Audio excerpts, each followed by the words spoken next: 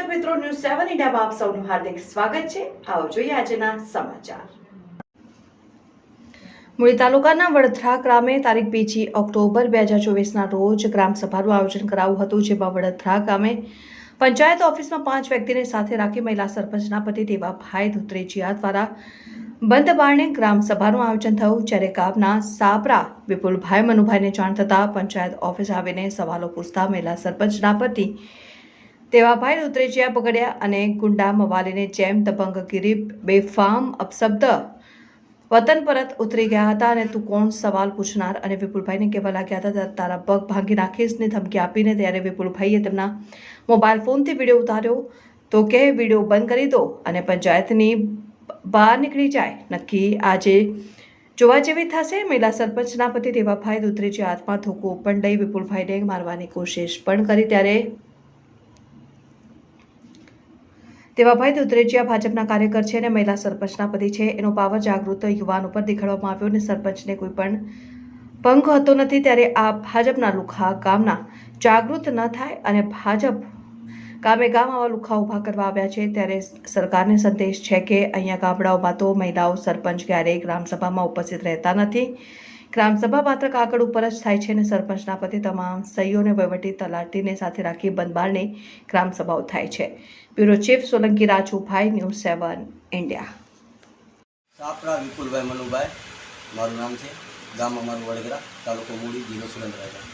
આજે વડોદરા ગામની અંદર કાલે જે ગામ સભા યોજાની હતી એમાં જે બનાવ બન્યો તમને કહેવું છું કે ગામ સભાની અંદર એવા લુખા તત્વો ભાજપના એ અમને ધમકી આપી છે, તો તમે ગામ પંચાયતની અંદર આવવાનું નહીં। જો ગામ પંચાયતની અંદર તમે આવશો તો અમને ટાટિયા ભાંગી નાખવાની એવી બહુ ધમકી આપી છે અને આપે છે। તો કાલે એ બનાવની અંદર મારા આગળ વિડીયો છે, ગ્રાફી છે, તમને પુરાવા બધા શકતા છે, કારણ કે આના વાય સરકાર કોઈ પગલાં લેશે ખરા એવું હું તમને સરકારને અને મીડિયાવાળાને હું કહેવા માગું છું। તો આના માટે તાત્કાલિક ધોરણે પગલાં લો। તો આવી બનાવ તો હું જાગૃત નાગરિક હતો મારા માટે બનાવ, તો આવા તો અમારા ગામની અંદર અનેક બન્યા છે અને અનેકની ધમકી આપેલી છે કે તમે લુખા તત્વો આવા બંધ કરો, એવી હું ભાજપવાળાને ખુલ્લી ચેલેન્જથી કહું છું કે આવું કંઈ તમે ન કરો। જે માણસો જાગૃત નાગરિક તરીકે ઉપર આવવા માગે છે, પીડાય છે, એ કોઈ જવાબ નહીં બહાર કરી શકે। અને ગ્રામ પંચાયતમાં શું હતું કાલ ગામ સભાની અંદર હું મારા વાક્ય મેકવા માટે હું ગયેલો, પૂછવા માટે ફરજ। તો મેં એક ફરજ પૂછાઈ કે મેં આ વસ્તુ મેં તરત સરપંચ જે મહિલા છે એનું નામ રિંકુબેન છે, એના પતિનું નામ દેવાભાઈ છે, દેવાભાઈ ઉચકાણાનો। મને કે અહીંયા ગામ પંચાયતને મારા બાપની છે, તમારા બાપની નથી, એટલે ગામ પંચાયતમાં કોઈને આવવાનું નહીં અને ગામ પંચાયતમાં જો આવશો તો તમારા ટાંટિયા ભાંગી નાખવાના છે એવી ધમકી આપી અને સાથે લોખંડનો પાઇપ લઈને આવેલા। એ તમને હું વિડીયો પૂરો તમને બતાવું, વિડીયોમાં બધું છે, કારણ કે મને કે મારી નાખવાના કે કોઈ અહીં પંચાયતની અંદર આવે ને કોઈ પંચાયતની અંદર કરવાનું નથી। તો હું જાગૃત નાગરિક તરીકે હું ગામ પંચાયતની અંદર જો તપાસ કર્યો તો મને આવી ધમકી આપે તો એવી તો મારા ઘરે આવીને ધમકી આપી ગયા મારા ભાઈને એમને કે તાર ભાઈને સમજાય। તમને એવા શંકા પર છે કે મહિલા સરપંચના પતિ રહ્યા કોઈ કૌભાંડ ગામ પંચાયતમાં કરેલું હોય?